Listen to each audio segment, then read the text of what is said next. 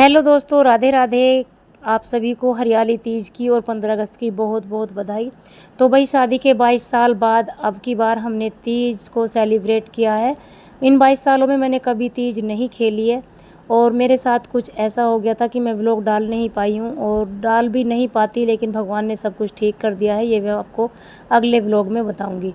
तो भाई, मैंने अपनी तीज की तैयारी रात में ही शुरू कर दी थी। सबसे पहले मैंने रखी मशीन और मशीन पे लड्डू गोपाल जी के और राधा जी के कपड़े बनाए, क्योंकि उनको भी ग्रीन कपड़े पहनाने थे तीज के त्योहार पे। तो भाई, उनकी तो तैयारी लगभग हो ही गई थी।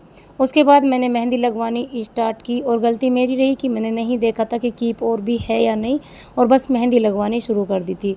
फिर मेरी जो कीप थी वो ख़त्म हो गई और रात के 9:45 का टाइम हो रहा था। दुकान खुल रही थी या नहीं, फिर सोचा चल सुबह ही लगवा लूँगी, लेकिन आप लोग तो समझते ही हो सुबह के टाइम किसको टाइम मिलता है मेहंदी लगवाने का।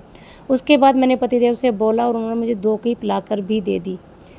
फिर मेरी बेटी ने मेरे हाथों पे पैरों पे अच्छी तरीके से मेहंदी लगाई और पहली बार मेहंदी लगा रही थी तो उसे भी बहुत ज़्यादा मतलब कि शौक चढ़ा हुआ था कि मम्मा मैं मेहंदी लगाऊंगी। तो उसने मेरे पैरों पे भी अच्छे से लगाई और हाथों पे भी। मुझे बहुत खुशी हो रखी थी कि पहली बार में ही उसने कीप चलानी सीख ली और हाथ मेरे इतने अच्छे रचाए कि मुझे उम्मीद भी नहीं थी। उसके बाद सबसे पहले सुबह को उठ के मैंने रख दिए थे आलू उबलने के लिए, क्योंकि अब की बार ना मैं सोच रही थी कि वैसे तो तीज हमारे यहाँ शाम को मनाई जाती है, शाम के टाइम भी पूरी कचौरी या गुलगुले बनाए जाते हैं, खीर बनाई जाती है, लेकिन पतिदेव शाम को खाना नहीं खाते हैं। इस वजह से मैंने सारी तैयारी शुरू जो है सुबह को ही कर दी थी कि बच्चे भी खा लेंगे और वो भी खा लेंगे।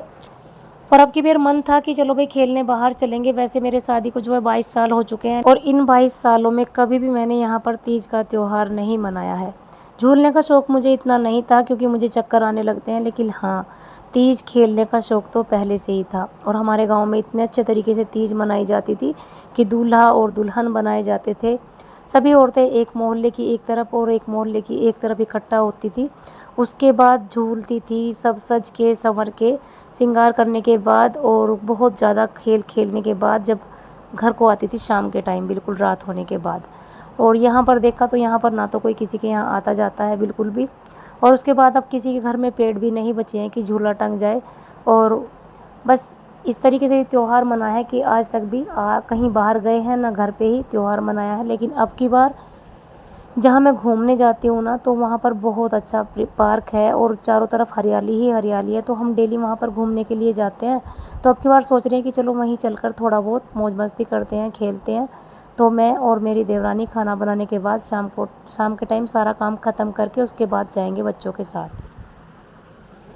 तो भाई, यहाँ पर जो है खाना बनाना मेरा जो है रेडी सही हो गया है और यहाँ पर कचौरी बनानी मैंने स्टार्ट कर दी थी।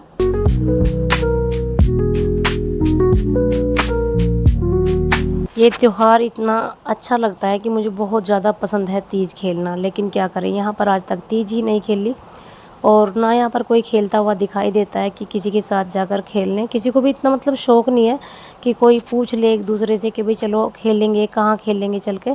तो औरतों में जो है आजकल इतना शौक़ भी रहा नहीं है बिल्कुल भी।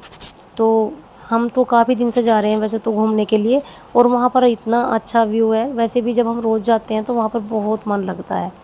तो अब की बार सोचा कि चलो बच्चों के साथ वहीं पर थोड़ा सा जाके एंजॉय कर लेंगे।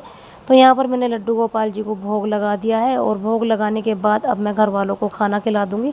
सबसे पहले मैंने जो थाली लगाई वो पतिदेव की लगाई, क्योंकि वो सुबह सुबह ही खा लेते हैं 1-2 कचौड़ी, और फिर वो दोपहर में ही खाएंगे और शाम को वो कभी खाते ही नहीं है। साड़ी तो मैंने ग्रीन कलर की पहनी थी सुबह, लेकिन मेरी देवर की लड़की बोली कि मम्मा नहीं, ये अच्छी लग रही है, जो कि हल्की सी है। ये साड़ी मैंने जो पहन रखी है ना, तो ये मैंने तीज के लिए ही मंगवाई थी स्पेशल, और ये प्रिंटेड साड़ी है और प्रिंटेड साड़ी मुझे बहुत ज़्यादा पसंद भी है। तो फिर मैंने ब्लाउज़ तो वही पहने रखा, लेकिन जो साड़ी थी वो मैंने बदल ली थी। सुबह मैंने ग्रीन कलर की साड़ी पहनी थी जो पूरी ग्रीन है और उस पर बॉर्डर है। यहाँ पर सारा काम पहले मैंने घर का ख़त्म किया, किचन का ख़त्म किया, उसके बाद धुल लिए थे थोड़े से कपड़े, और जो कल के कपड़े सूखे हुए थे रात वो उतारे नहीं गए थे, तो सबसे पहले मैंने उन्हीं को ही आके उतारा।